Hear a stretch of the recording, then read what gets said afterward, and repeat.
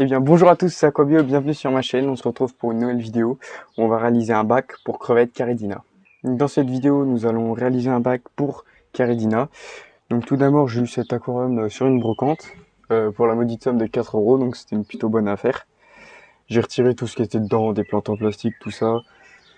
Des choses très mauvaises, on va dire, enfin, pas les meilleurs produits pour nos amis les crevettes. On va commencer le scape tout de suite. Donc pour ma part, j'ai utilisé de l'Akadama, que j'ai eu sur le site de Sky and Shrimp. Alors vous pouvez également utiliser, c'est du sol technique, mais moi j'en avais pas sous la main, donc j'ai utilisé l'Akadama.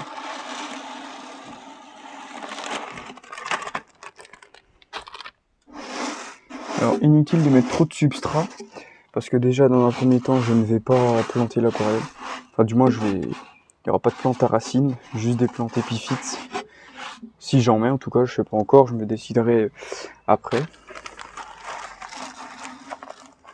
Alors hauteur du substrat, c'est pas utile d'en mettre plus des centimètres et des centimètres, parce que pour les crevettes c'est bien qu'elles puissent facilement avoir accès au sol juste en bougeant 2-3 granulés de substrat.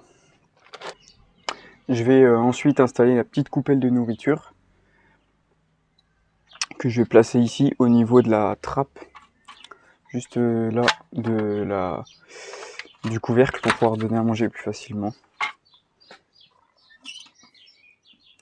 Ensuite, je vais rajouter quelques racines pour faire un petit peu de décor, mais c'est pas du tout obligatoire.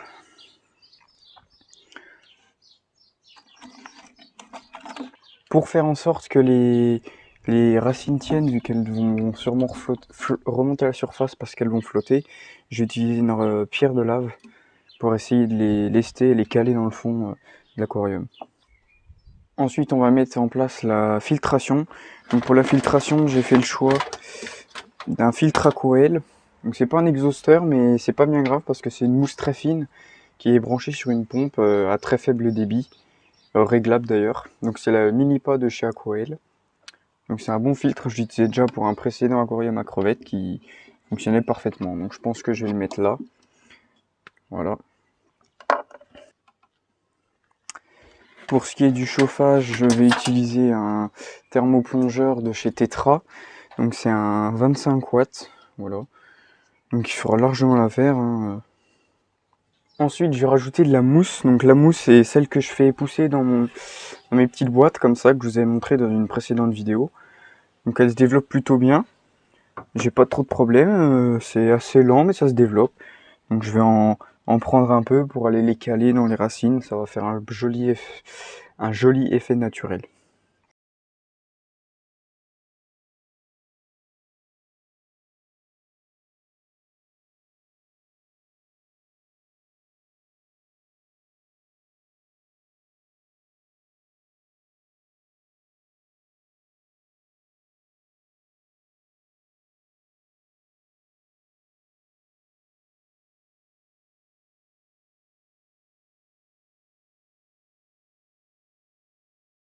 Voilà, j'ai donc terminé le bac.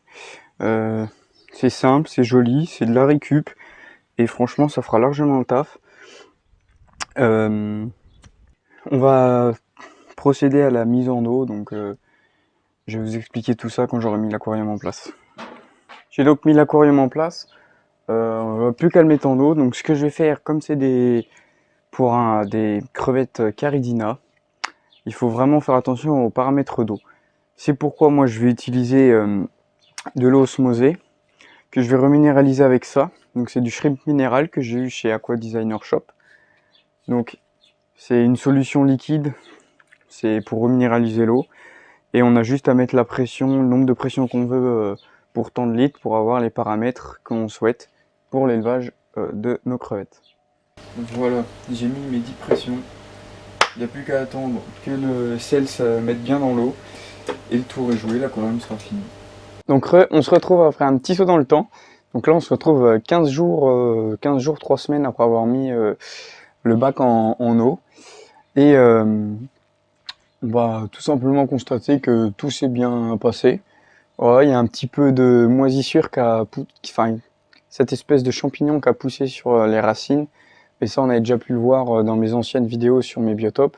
C'est totalement normal, ça disparaîtra et c'est pas du tout dangereux pour vos animaux. La mousse que j'ai mis dedans, c'est plutôt bien développé. Elle grandit elle grandit de plus en plus chaque jour, voilà. J'ai un petit peu d'algues qui a apparu sur mes vitres, mais à part ça, j'ai pas d'autres apparitions d'algues. Donc c'est plutôt un bon signe. Et sur ce, moi je vais vous laisser. Je vous donne rendez-vous à la semaine prochaine. Allez, salut!